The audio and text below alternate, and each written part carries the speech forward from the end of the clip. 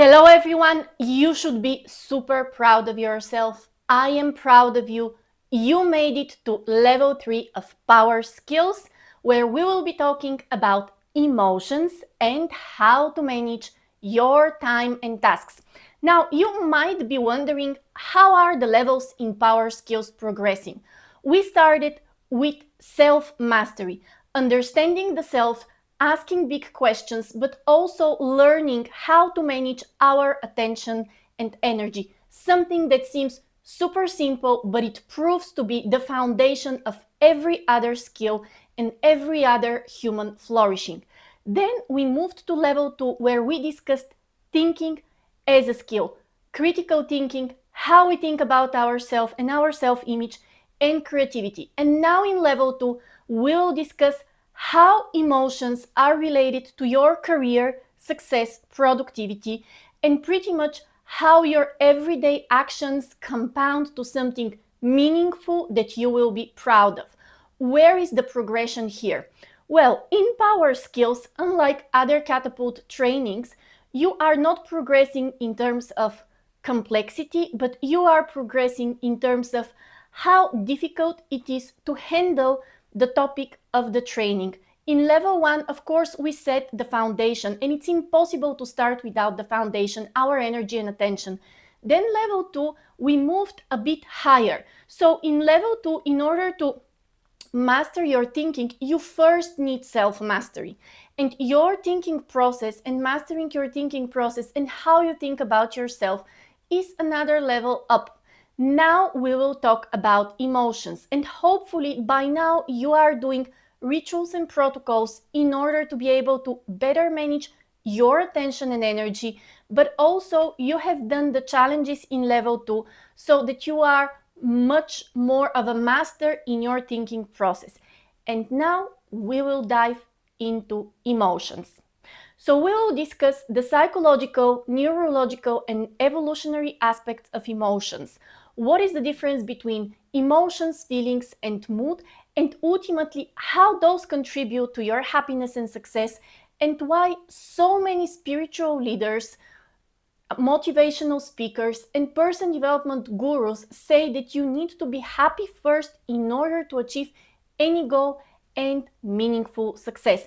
In this level, you are going to have challenges, and I will share with you another set of ritual and protocols. And before we dive into the topic of emotions, I really want to stress out that in Catapult trainings, the most important part is doing your challenges, doing your rituals, doing your protocols, because just by listening and understanding, you might get an aha moment. You might become aware of the need to improve something or change something in your life, but only doing it will actually lead to results. And now we dive into the topic of emotions. So emotions are your guiding system. Evolutionary, they were designed to keep you alive. So let's start with the evolutionary perspective before we go into the neuroscientific and psychological perspective. Emotions, the basic emotions like fear, content, were designed to keep human species alive and procreating. Obviously, fear is the most important emotion to keep you alive. From an evolutionary perspective, when human species were gatherers and hunters, understanding their environment and having a fear response towards a bigger animal or a more dangerous animal was key to survival. And by the way, fear is not only a human emotion. Evolutionary fear helped us survive. Other emotions like connections and the endorphins related to that connection helped human species take care of their little ones. Because you might know, but actually human beings are one of the mammals which take longest time until they can be without their mothers or without the adults taking care of them. So from an evolutionary perspective, I think this is super clear. Emotions were designed to keep us alive. Now, things have changed a lot, and by the way, we have changed those things outside of us a lot. However, inside, all the features and all the mechanisms are still the same, and sometimes they're not updated from the current reality we live in. So this is the evolutionary perspective. From a psychological perspective, emotions are a subjective reaction to something that happens to the world outside. So let's say that you get a call from your friend saying that he or she and other friends of yours went to a great party and they didn't invite you. This is a situation from outside that will cause a reaction from the inside. Let's look at some career example to make this clearer. You might be getting an email which is a rejection for a job offer that you applied to. You are going to get an internal emotional response to that email. You might be in a staff meeting where you're discussing ideas and you're sharing your ideas, and a colleague or a manager who are not super emotionally intelligent might say a very critical feedback, which can also sound slightly offensive, and you are going to get an internal reaction. So emotions from a psychological perspective are reactions to the world outside. But there is another aspect. We also react to the world inside of us. So when we discussed thinking skills and self-image, our thinking patterns and thinking habits also create an emotional reactions. If you go throughout your day and you feel like you're a loser or you're not a winner or you're not enough or you're not doing well enough, you might have an emotional reaction to that, which is being slightly depressed, being demotivated, lacking energy. Now, all those are subjective. Both the thoughts in our head are subjective and our emotional reaction to our thoughts are subjective. But emotions are not just reactions to the world outside, but they're also reactions to the world inside and to our thoughts. And here we're going to connect the dots between thinking and emotions. Now, why is this important in a career setting?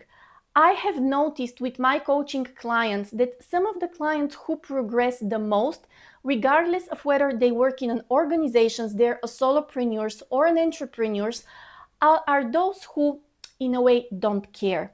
And what I mean by that is they might get a rejection, they might be rejected by an investor, by an employer, they might even get negative feedback, but they don't internalize it and they don't live this subjectively as something negative. They either use it for fuel to success or they just don't care and move forward.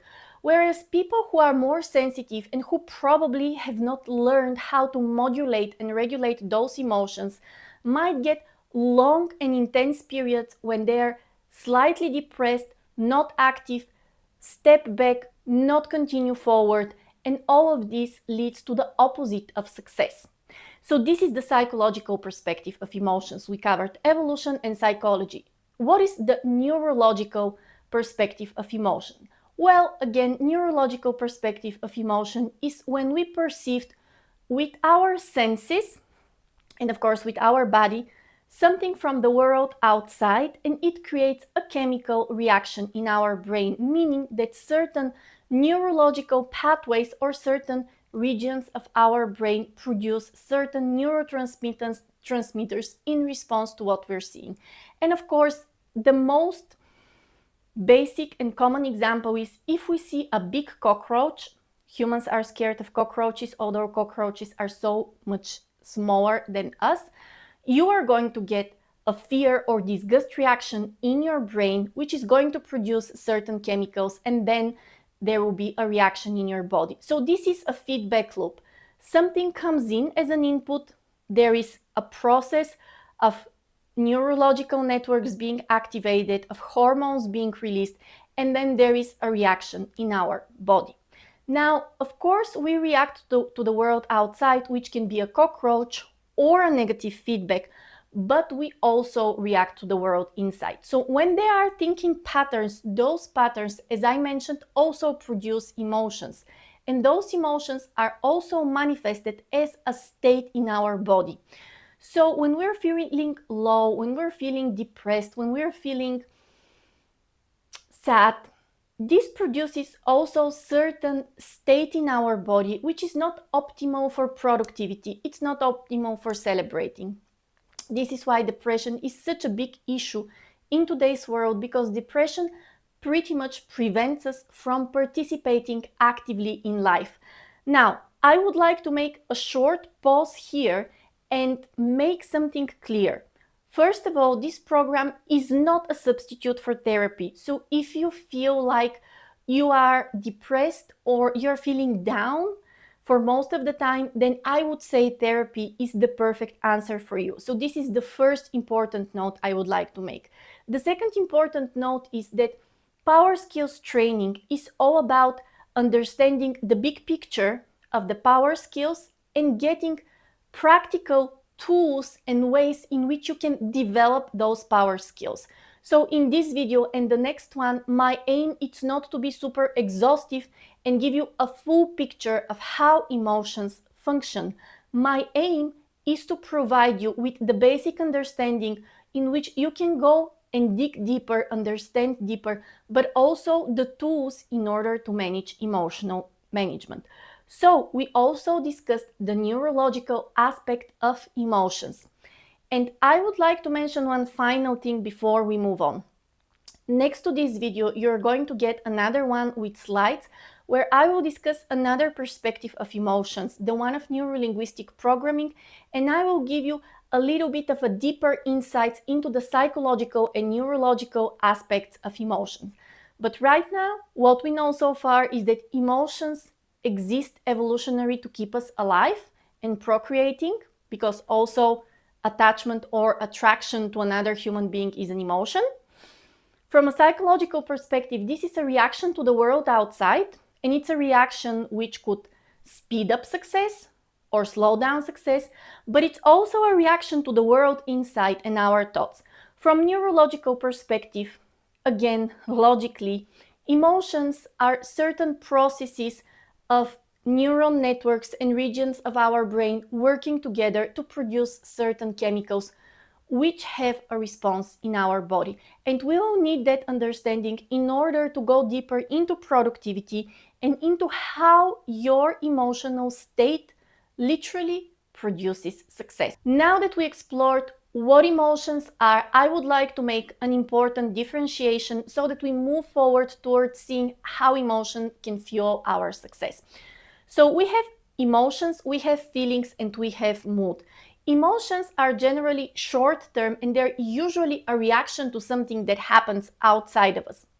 Now, of course, it could be a reaction to a thought that we're having. Feelings are long-term emotions, they're more complex and usually they persist in time. Feelings are also deeply related to what we think about ourselves and the world. So if we think that the world is a hostile place which is against us, we might have a feeling of sadness, a feeling of depression, a feeling of lack of energy and motivation. And this is more of a long-term one. And then we have our mood.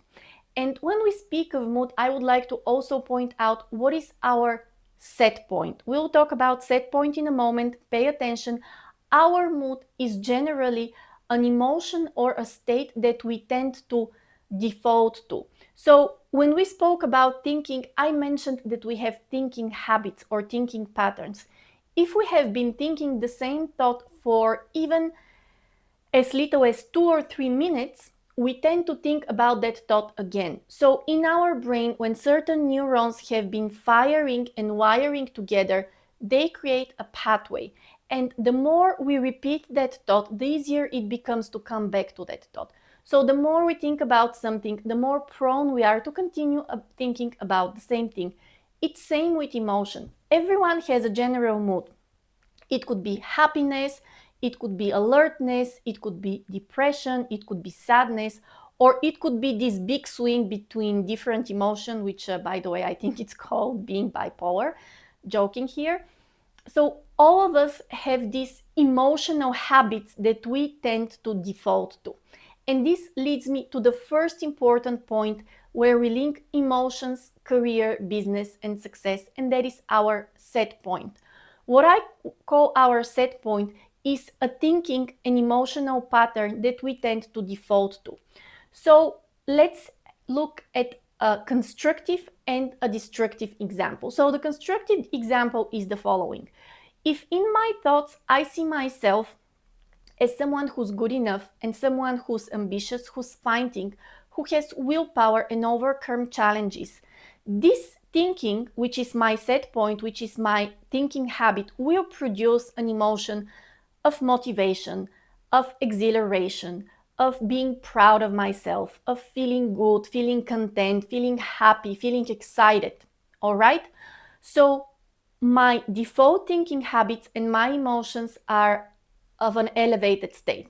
When I face a challenge, first of all, the way I perceive it, thanks to my set point, would be, oh, this is a challenge. How exciting. Let's see what I can do here. Or even if I don't see it this way, I will have more energy to approach this challenge. And because I believe I'm able to solve it, I'm more likely to solve it and move forward. So this is a constructive example of our set point. Again, our set points are thinking habits and emotions that we default to, meaning that those are the thoughts and the emotions that we have practiced the most. So if we have a constructive emotional and thinking set point, that's great. It can always improve, of course.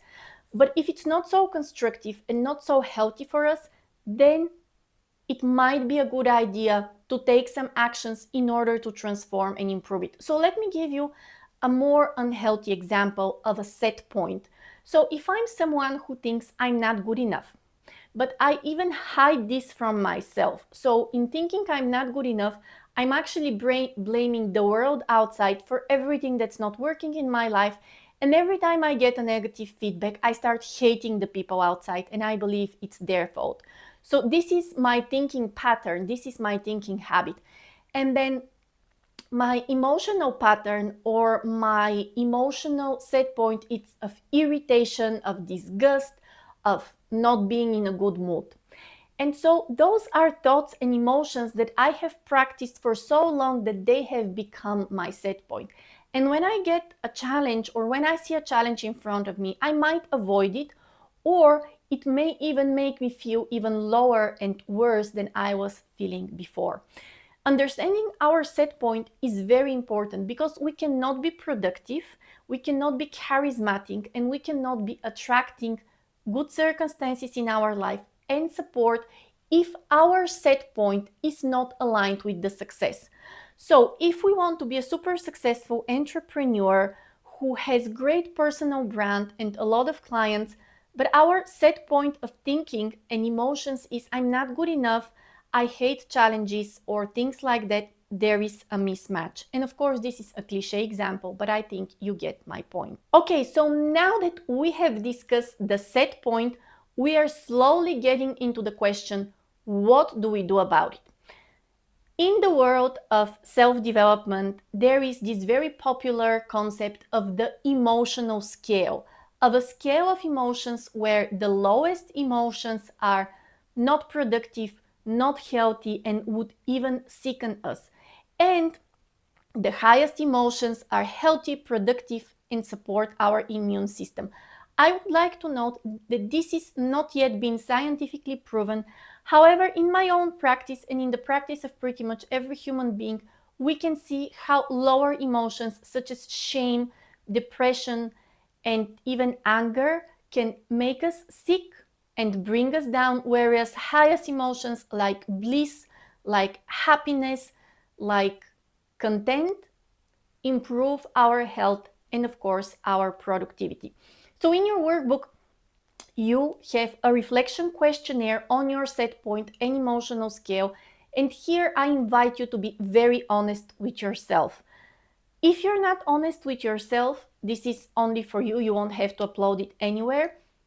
I'm not sure that this can work for you, that all this module and uplifting your emotional state can work for you. So my challenge right now and my invitation to you is to do the questionnaire in your workbook related to your set point and your emotional scale. And our goal from now on is first to make sure that your set point of habitual thinking and habitual emotion is one of high emotions and productive thoughts so that you can excel in whatever you do. And we're also going to talk about emotional management and how when you feel negative emotions, because Although we call them negative emotions, they are no bad emotions. Emotions are just information. Information about the need for us to change something, to change how we think about ourselves or about the world, or to change something in our actions to improve our situations. This would be the topic of our next video. So from now on, again, our goal is first though to improve our emotional set point, number one, and number two, when we feel negative emotions, because they are not bad emotions, to use this as information to improve our internal state and our situation.